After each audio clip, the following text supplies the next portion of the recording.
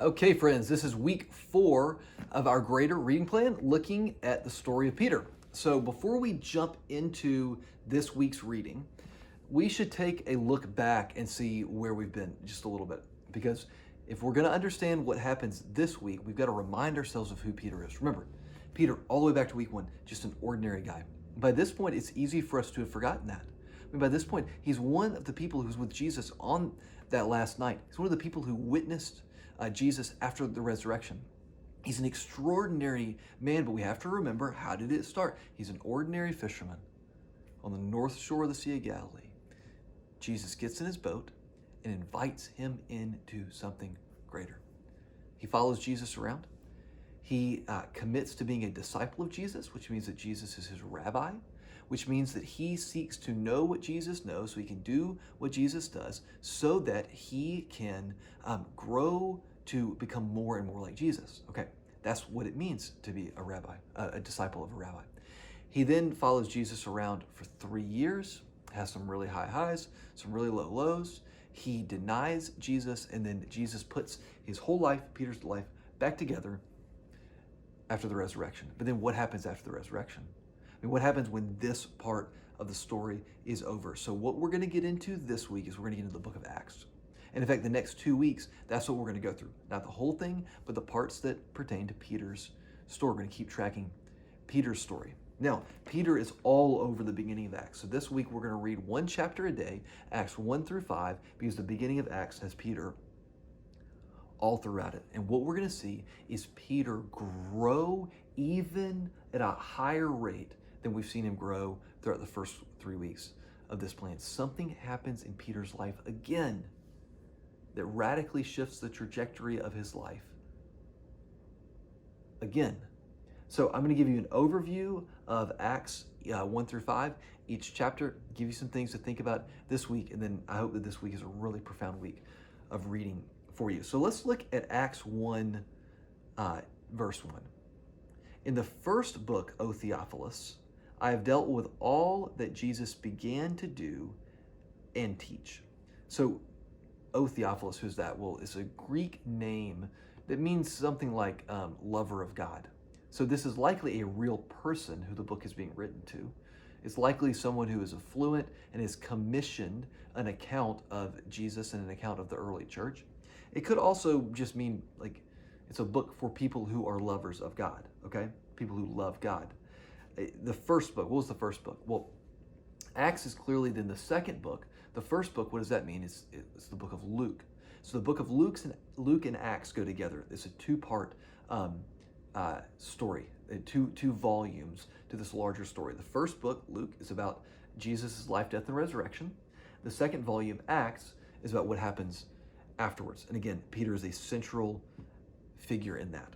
Sticking with chapter 1, verse 4, and while staying with them, Jesus staying with the disciples for a while, he ordered them not to depart from Jerusalem. Stay there in Jerusalem, guys, but to wait for the promise of the Father, which he said, you heard from me, for John baptized with water, but you will baptize with the Holy Spirit not many days from now. So Jesus says to them as a final instruction, stay in Jerusalem until the power of the Holy Spirit comes. But then they're also given a mission. If you look down in Acts 1:8, they're given a mission. This is kind of the theme verse, the thesis for all of Acts. You will receive power when the Holy Spirit has come upon you. So look, stay in Jerusalem, Holy Spirit's coming. When it comes upon you, you will receive power to be my witnesses in Jerusalem, in all Judea and Samaria, and to the ends of the earth. Stay put, the Holy Spirit's coming. When it comes, you will be able to be my witnesses in Jerusalem, which is the city that they're in, Judea, which is the region that the city of Jerusalem is in, Samaria, which is a region up north, which is a region that's at odds with Judea. People would have been viewed, the Samaritans, as enemies of the Jews. And then to the ends of the earth. It's obvious with that. Yes. So this is what they're told to do. As you read Acts 1, be thinking about, one, how Peter would have experienced this. You got to think, Peter wants to, along with the other disciples, wants more than anything to tell people about what is happening. about what has happened with Jesus and what it means for the future of the world. He doesn't know completely, but he wants to tell people about this. But Jesus tells him, stay put, don't do anything, and wait. Wait for the Spirit. Is there something that you feel like maybe you're being asked to do, but maybe not yet? Maybe this is a time of preparation. This ties in nicely with our theme that we've been talking about a lot, and that is that we want to be people whose roots are outpacing our branches. Before you just get out there and do this stuff, wait for the Holy Spirit to come and give you what you need. And we'll see that in the second day's reading. There's more to Acts 1. It's pretty straightforward. You'll be able to read about it. Okay, so let's get over to Acts 2. Acts 2, you may want to spend a couple of days on this. It is unbelievable. I mean, one of the most important, pivotal chapters in the entire Bible, and it is an important and pivotal moment in Peter's life. When Jesus got into Peter's boat, changed him. When Peter sees the resurrection to Jesus, changes him.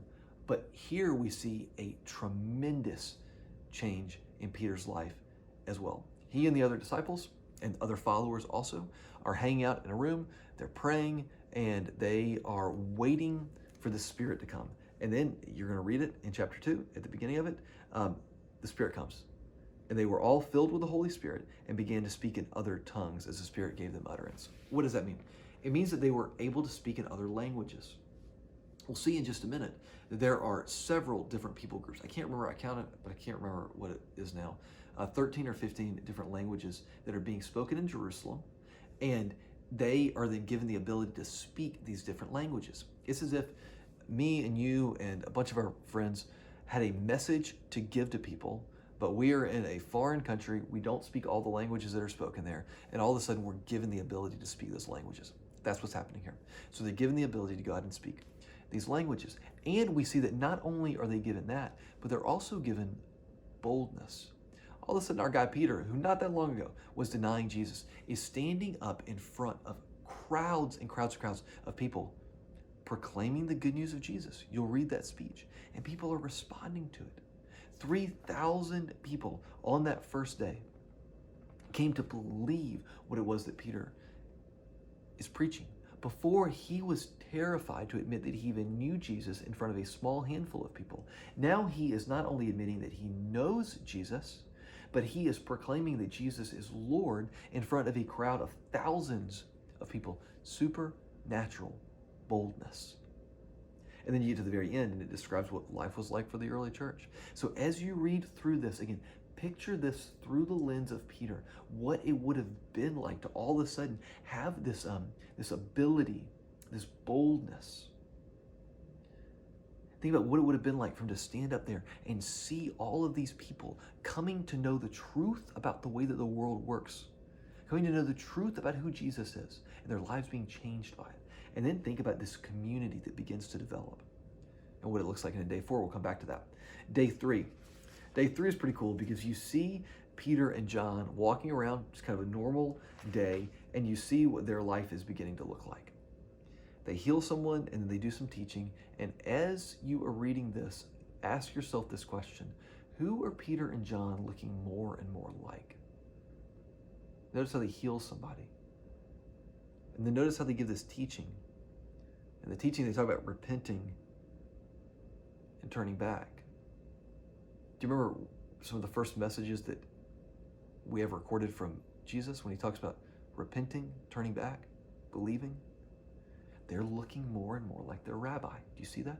Not just because they're motivated to look like Jesus, but they are empowered by his Spirit to actually be able to do it. It isn't just that they were motivated by the resurrection of Jesus. It isn't just that they were inspired by it. It is that the Spirit actually enables them to live differently. This is something we miss so bad today in the modern church.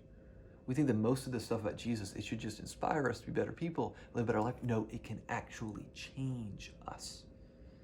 Peter wasn't just inspired. He is changed. He's looking more and more like his rabbi because the Spirit of his rabbi, the Holy Spirit, is alive in him.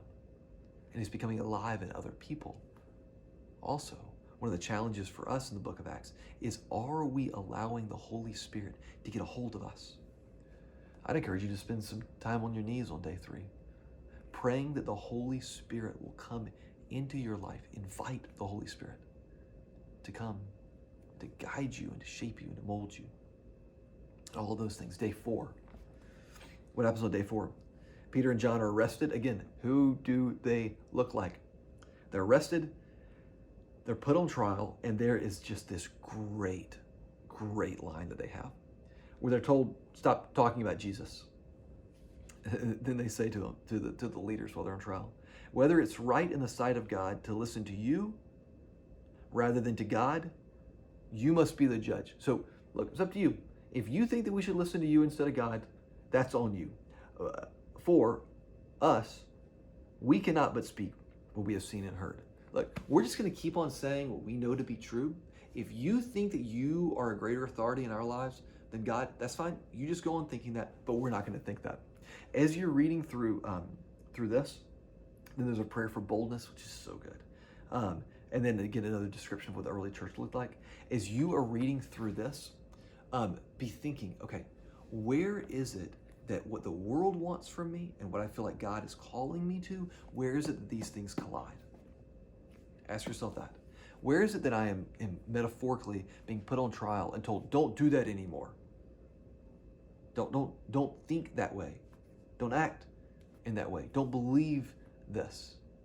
How are you being put on trial and being asked to believe something other than what you know to be true? Where do you see that conflict in your life? Pray for boldness, like the early apostles did. And then also ask questions about, again, okay, what does this early church look like? And how does that inspire me in the way that I do community with other people? When we're talking about church here, we're not talking about like buildings and organizations and things like that. We're talking about people doing life together, following after the way of Jesus together. How is this inspiring you to do that? And finally, on day 5. Day 5, I mean, it starts rough with Ananias and Sapphira, and we'll have some additional stuff for you in the email also that will help you with this. It's hard, but here is what I would implore you to do. Read it in the context of the end of chapter 4 also. So when you get to day 5, go back and read the end of chapter 4 again. And what you will be reminded of is that God is building this unique, beautiful, radical new community where people are sharing things in common and they're being honest with each other. And what Ananias and Sapphira do is they come in and they lie to the community. They threaten the integrity of what God is doing there. And here's the other thing that you will notice. Super important. It is not Peter or any of the other apostles or any of the disciples who strike them dead. They do not do that. We don't have any accounts of the early church practicing violence towards anyone, even when violence is being done towards them. Okay? They do not do this. And Ananias and Sapphira fall dead, presumably because of something that God does in their life, on the heels of them boldly and overtly lying to the community. The other thing to notice is that this doesn't happen today, right? But it happened then, and we have to kind of wrestle with it. But again, read the end of chapter 4 to get the context. Make sure you note that it is not the early church leaders that did this. And then ask questions about how, all right, if God is establishing this new community that is fragile and is young, and that there are those who would overtly lie to that community, what do you do? But at the end of the day, we trust God even with this. I'm not saying it's an easy story, but that's the way that I wrestle through it. Read the rest of chapter 5. That's the big thing in here. But then this great deal at the end where the council of the religious leaders who are not believers in Jesus are trying to figure out, what do we do with this growing movement? They want to take out the leaders. They want to squash this. And Gamaliel, who is one of them, has this great word of advice. He says, hey, let's remember, Jesus of Nazareth is not the first person to claim to be the Messiah. We know this. Many other people had also. He said, let's remember, in all of these cases, when those people died, the movement that they were starting fizzled out. It didn't continue. You don't continue to follow a dead Messiah. So look, let's just see how this plays out. We've seen this before. He says, because here's the thing.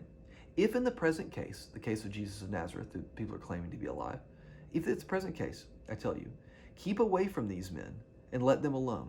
For if this plan or this undertaking is of man, it will fail. Look, just like it always has before.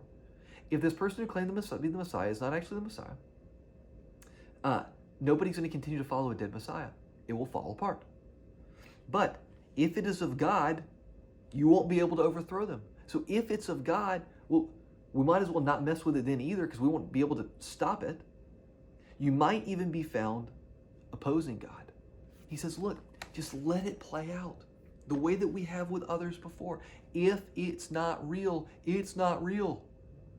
And if it is real, then maybe we should not oppose it. Just look at what happens with the early church, the way that it grows, the way that it spreads, the way that it ends up outpacing the growth of any other philosophy or way of thinking or worldview, the way that it becomes the dominant worldview in the Roman Empire quickly. Just look at that. We have to explain it somehow in the course of human history, how it is that this happened with the church. And what Gamaliel, who was not a Christian, would say is that if this thing continues to grow in this way, maybe God's up to something. Maybe the fact that for the last 2,000 years, Christianity has grown and blessed people's lives in unbelievable ways, that it has grown to be a faith that is not just a Jewish faith, and that it's not just a faith of this small group of people that came to believe that Jesus was raised from the dead, that it is not just a Middle Eastern faith as it began, that it is not just an Anglo faith, as many of us are tempted to believe that it is, but it is a truly global faith. If you go with us to Israel, you'll see this. Pilgrims from all over the world singing and worshiping together. And if that happened, then certainly it seems like God was up to something. So God bless you, friends. Read Acts this week. Look at it through the lens of Peter's story. Imagine what he's experiencing. And next week, we'll continue looking at Peter's story through the lens of the rest of Acts. God bless you, friends, and have a great week.